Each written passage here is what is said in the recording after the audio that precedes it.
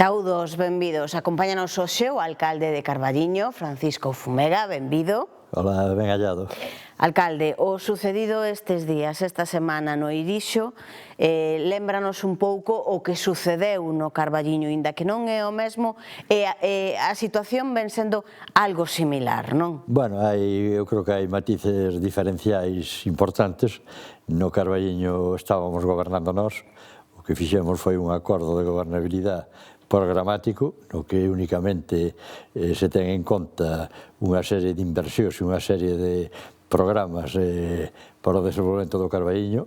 Nós xa tiñamos conquerido 1 millón de euros de Europa, de fondos europeos, tiñamos unha travesía importante para o Carballiño, financiada pola hidrográfica con 1,5 millón, e xa tiñamos en marcha toda unha serie de inversións que, bueno, entendíamos que facían necesario pois darlle unha estabilidade a ese goberno, porque non tiñamos orzamentos, tiñamos un bloqueo continuo no que eran os plenos, sempre os perdíamos, as cuestións que levábamos, e entendíamos que era necesario darlle esa estabilidade, que creo que se lle van a ver os resultados, xa se estánse lle vendo, pero, bueno, nun período corto e razonable vanse ver dunha maneira moi tangible. Vaise inaugurar a fábrica do papel, o Museo do Papel de Galicia, a única proxecto de musealización desas características existente no país e o segundo de España. Vaise sacar a licitación o concurso da auga, estarse sacando o concurso do SAF, estarse unhas inversións nestes orzamentos entre o Plan Cooperó e o propio de orzamentos que superan 1.300.000 euros. O Carballiño está crecendo, pasamos dos 14.000 habitantes censados, pero realmente temos moitos máis, xa somos a segunda vila da provincia de Ourense.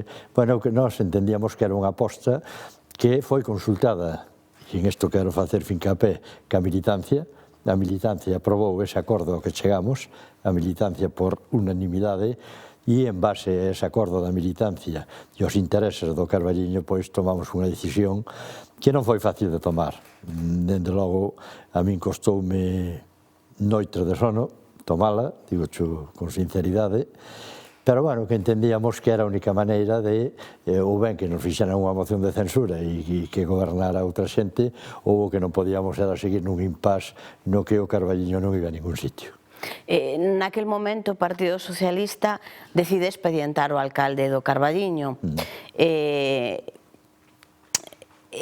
Non dormiu ata ese día, e a partir dese día, como se sentía? Non, vamos a ver, bueno, eu son unha persona de esquerdas, son unha persona evidentemente que sempre votarei opcións progresistas e estarei apoiando opcións progresistas, e, bueno, personalmente non me fixo moita gracia, hai que dicirlo con claridade, pero, bueno, eu seguín os estatutos e os reglamentos orgánicos do partido. O partido é un partido garantista no que nos permite facer unha serie de alegacións, e expliqueille os motivos e as causas que levaran a militancia e que levaran o alcalde do Carballiño a tomar esa decisión. Estamos nese proceso de alegacións e, bueno, eu confío no partido e confío en que se analice con rigor, con objetividade e con seriedade as alegacións que se fixeron e as explicacións e os motivos de por que chegamos a tomar esa decisión. Ata ese momento era o único pacto desas características que se producira en Galicia, Partido Socialista, Partido Popular, non? Bueno, o único con certa entidade. Teno habido concellos máis pequenos e están en vigor, pero, bueno, evidentemente o Carballiño focalizou e, aparte, bueno, hai que dicirlo tamén, coincidiu cun momento dunhas relacións moi tensas e moi malas entre o Partido Socialista e o Partido Popular a nivel nacional. Efectivamente. No Irixo o que se produce unha moción de censura.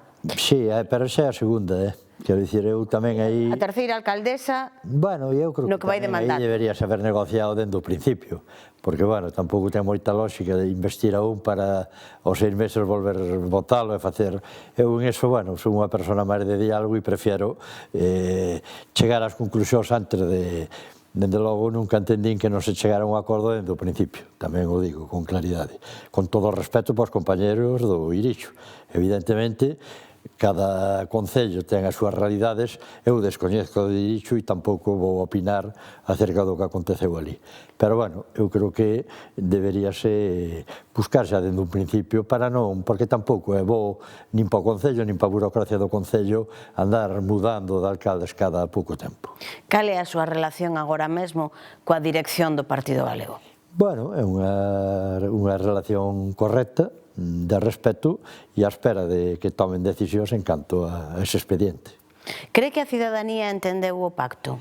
Bueno, unha encosta que se fixo no Carballiño, pois o 90% da poboación apoiaba ese pacto. Por un lado estaba o bloqueo constante o goberno, por outro esa era a única salida. No Concello de Ourense vívese algo moi similar, pero no Concello de Ourense non se chega a un acordo. Bueno, é diferente, o Concello de Ourense, pois, hai en xogo outro tipo de institucións, entendo, así desde a visión de vila e de lonxe, e, bueno, entendo que ese tipo de relacións e de mantemento en distintas institucións frenan moitas operacións ou moitos acordos que noutro contexto sería posible levar a cabo. No caso do Irixo, o Partido Socialista de Galicia decidiu expulsar as dúas concelleiras. Bueno, abriulle un expediente, igual que no meu caso, as compañeiras supoño que terán, como digo, un partido garantista, no que hai un plazo de alegacións, e, bueno, non sei se farán alegacións ou se dan por expulsadas. Confía que no seu caso ese expediente se quede no que está? Bueno, eu teño confianza porque, xa digo, as alegacións son razonadas e esa confianza, bueno, pois dama sobre todo os compañeiros da agrupación local, no sentido de que a confianza que teño é a confianza de ética persoal, de que fixen unha cousa que non foi unha decisión de Paco Fumega, alcalde do Carballiño, foi unha decisión consensuada con toda a militancia, na que non olvidemos, e a audiencia creo que xa o ten en mente e o sabe, as circunstancias especiais que se dan no Carballiño con un partido na oposición que está pactando continuamente co Demo con tal de fastidiar o Partido Socialista. O goberno da Guarda é un goberno do PP apoiado por Espazo Común. O goberno de Maceda foi un goberno apoiado por Espazo Común para fastidiar o PSOE no seu momento. Entón, bueno, ese contexto eu creo que ten que pesar, ou debería pesar, no que é a dirección e o plantexamento da dirección galega.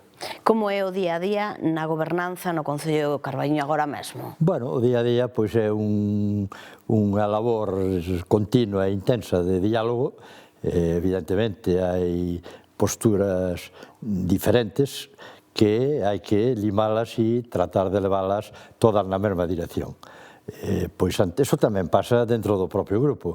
É dicir, tú cando lideras un conxunto de persoas que son os teus concelleiros, tamén cada concelleiro, pois o de Turismo, olha, méteme máis a min, outro méteme máis a min, é o mesmo, isto, bueno, pois é unha relación na que tamén é verdade que existen diferencias ideolóxicas notorias, que tamén teño que dicilo, no que é a política local tampouco é a escala nin autonómica nin nacional. Na política local, pois o 90% dos problemas que che chegan ao Concello son problemas de veciños que do que se trata é de resolverlos da mellor maneira posible. Pensa que na política a nivel xeral falta diálogo e consenso?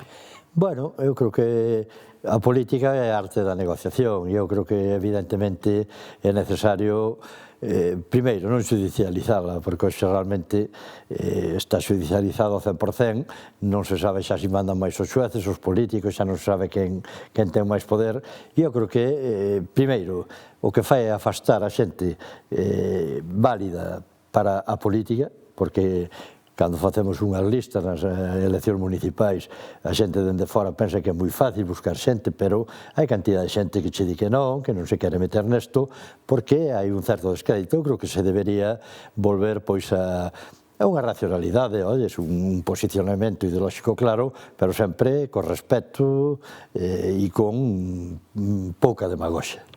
En algún momento falou de tú a tú con Besteiro, antes ou despois de chegar ao acordo con o Partido Popular? Antes e despois.